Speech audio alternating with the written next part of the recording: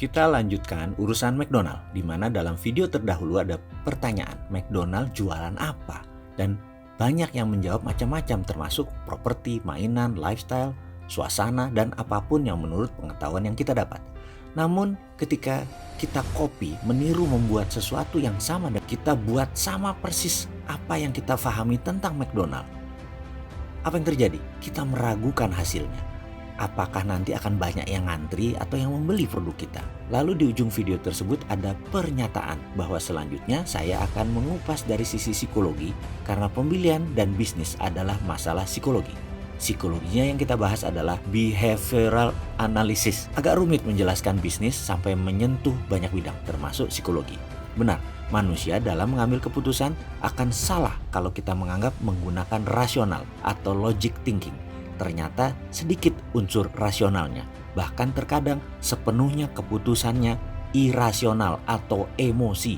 Ditambah lagi kemajuan teknologi informasi saat ini membuat manusia semakin emosional, terutama dalam pengambilan keputusan. Terjadinya pergeseran yang telak, di mana dulu pemahaman pembelian adalah dengan rumus munculnya kebutuhan atau need recognition, diikuti dengan pencarian informasi atau informational search, diikuti dengan evaluasi alternatif produk yang akan kita beli atau evaluation of alternative, kemudian melakukan pembelian dan penggunaan atau purchasing and consumption. Fakta sebenarnya, kenyataan terbanyak pada saat Anda ke Senayan City, di mana niatnya mau membeli celana jeans dan minyak wangi, ternyata proses belanja tidak semulus logika kita sewaktu berangkat di awalnya. Seberapa sering ternyata Anda pulang tidak jadi beli celana jeans, malah beli baju atasan.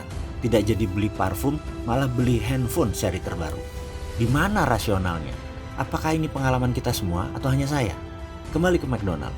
Apakah McDonald laku keras karena lokasinya? Atau laku karena Mac buburnya? Atau karena Mac rendangnya? Atau karena Mac chickennya?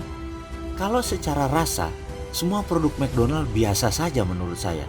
Bahkan lebih enak sate ayam di depan rumah sakit Pertamina atau ayam goreng di restoran Melayu pagi sore. Masih saya bilang lebih enak dan ngangenin daripada paket hematnya McChicken.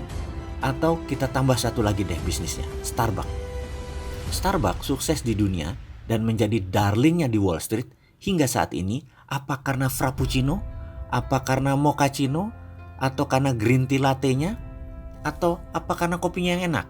Tidak, McDonald's, Starbucks sukses dan laku produknya bukan karena apa yang disebut konten atau what to offer atau apa yang ditawarkan kepada pembeli. McDonald's sukses bukan karena makanan. Starbucks sukses bukan karena kopi. Konten adalah sesuatu yang berhubungan dengan rasional kita. Misalnya kita beli sepatu, kita ingin sepatu tersebut kuat, bagus, tahan lama. Kita ingin membeli makanan, maka makanan tersebut harus enak, harus murah, mengenyangkan, atau bahkan makanan tersebut sehat atau tidak. Semua itu berhubungan dengan rasional. Itu adalah konten. Sementara konteks terkait dengan emosi. Kalau kita bicara emosi cenderung tidak rasional.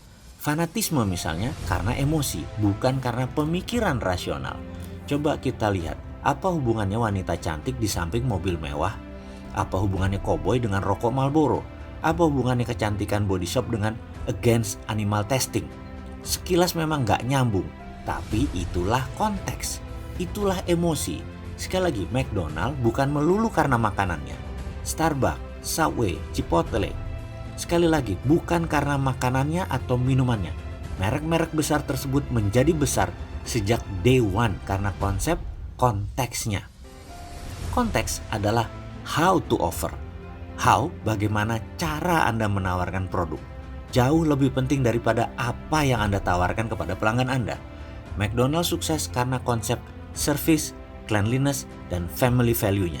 Keramahan kepada anak-anak, tersedianya tempat mainan, termasuk event-event di saat hari khusus seperti ulang tahun dan pesta anak lainnya. Semua tersedia. Merchandise anak-anak, The Toy Stories, Hello Kitty, Moana, dan banyak lagi lainnya mempertahankan citra atmosfer restoran yang fun dan friendly. Itu semua adalah konteks, itu semua adalah emosi. Sekali lagi, dari sisi yang lain saat ini konten saja tidak cukup. Untuk memenangkan kompetisi bisnis harus masuk ke emosi, ke konteks. Konten itu sesuatu yang given, sesuatu yang biasa-biasa saja. Kita harus memanfaatkan kekuatan konteks agar memberi value yang unik. Bagaimana membuat konteks dari produk kita? Karena mungkin produk sahabat bukan makanan atau juga bukan minuman, tetapi ada ribuan konten lainnya. Bagaimana behavioral analisisnya sehingga bisa membuat konteks yang menarik? Ini pertanyaan serius yang harus dijawab serius. Kita lanjut yuk.